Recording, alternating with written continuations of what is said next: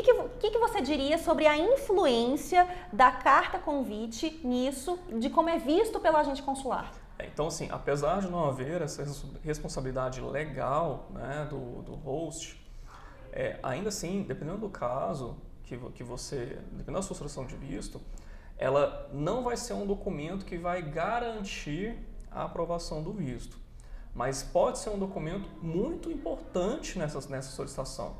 Ah, entendi. Então, peraí. Eu posso afirmar que a carta convite não garante a aprovação do visto, Ariel? Sim, com certeza. Porque a pessoa não tem uma responsabilidade legal. Então, não é o fato de estar levando uma carta convite para entrevista que vai fazer com que o seu visto seja garantido. Mas já tivemos casos aqui no escritório pelo fato da pessoa não mostrar que ela tinha uma carta convite, ela teve o visto negado. Então, apesar de não ser uma garantia, ela pode ser, em alguns casos, essencial e é importante o solicitante entender essa diferença, né? Sim, vou dar um exemplo para mostrar melhor, né? A gente teve, há um tempo atrás, uma solicitante de visto, uma fisioterapeuta, que ela estava indo para um simpósio, né, lá em Harvard, nos Estados Unidos.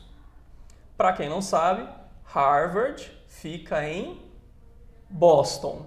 Eita, nós! E Boston, quando todo mundo fala aqui no Brasil, já lembra de quê? Imigrante.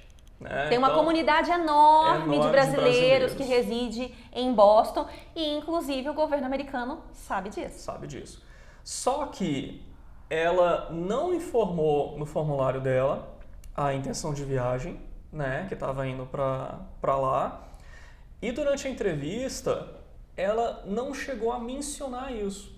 Então, o entrevistador, ele já leu lá no formulário dela, intenção Boston, profissão tal coisa, e ele nem perguntou para ela. Nem se deu ao trabalho. Nem se deu ao trabalho. E mais uma que está querendo ir lá para ficar. Nunca foi para os Estados Unidos, está querendo ir para Boston. Primeira vez que vai viajar, vai para uma cidade que não tem tanto... Não que não tenha turismo em Boston, mas não é uma cidade de grande apelo turístico e que, ainda assim, muitas pessoas brasileiras vão lá para residir e trabalhar, né? Uhum. Então, ele já acabou presumindo. E aí, nesse caso...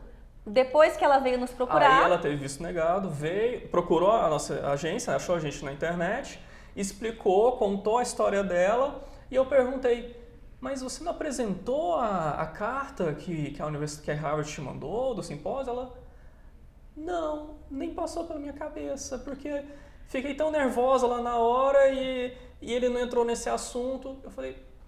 Mas eram os principais documentos do seu processo, que estavam mostrando por que você estava indo. O agente consular não tem bolinha de cristal.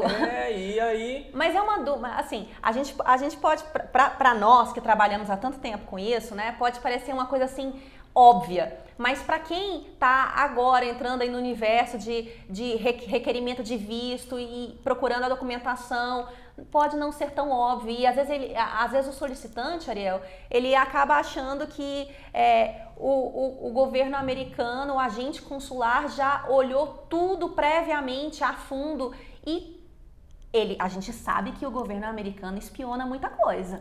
Mas eles não fazem 100% dos casos, eles têm aí uma quantidade estatística, eles têm, em outro episódio a gente vai explicar mais sobre isso. Muita gente faz entrevista todos os dias lá, eles não têm tempo para analisar também. Todos os episódios, todos, né? Todos os episódios não, todas as solicitações de visto, mas eles têm técnicas e estratégias em relação a isso, que a gente vai até falar em outro episódio, né, sobre isso, mas...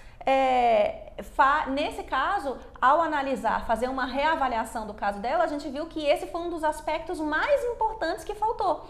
E aí depois quando ela foi fazer o novo requerimento de visto dela, né, a nova solicitação, uma das coisas mais importantes foi a gente orientar na documentação que incluía a carta convite. E apresentar ela, mesmo que às vezes nem tenha sido solicitado. Falar, inclusive, tenho aqui a carta convite. Quer dar uma olhada? O que o tesouro falou? Quero. Pegou, olhou. Inclusive fez várias perguntas a respeito disso para verificar o quê? Que é outra coisa, né? Você é obrigado a saber qual é o endereço do seu host? Não. Tá lá no documento, né? Tá lá no seu DS-160, tem que bater, né? Agora, você você está falando que você vai participar de um congresso. Você tem que saber informações sobre esse congresso? É óbvio, Sim. né? É óbvio. Você está falando que vai conhecer, vai participar de um congresso. No caso dela, era fisioterapeuta, né? De fisioterapia, perguntaram para ela, ela não falava inglês, por exemplo, perguntaram como é que ela conseguiria acompanhar o simpósio, e aí ela informou que teriam outras pessoas que iriam junto com ela, inclusive um dos donos do hospital que iria acompanhando, que fala inglês, que consegue, que foi quem pediu, né, para que ela participasse do congresso, inclusive teve financiamento também do trabalho dela, né, da empresa onde ela trabalha, nas taxas, né, para esse simpósio, que não são taxas baratas, né, na maior parte desses congressos e simpósios.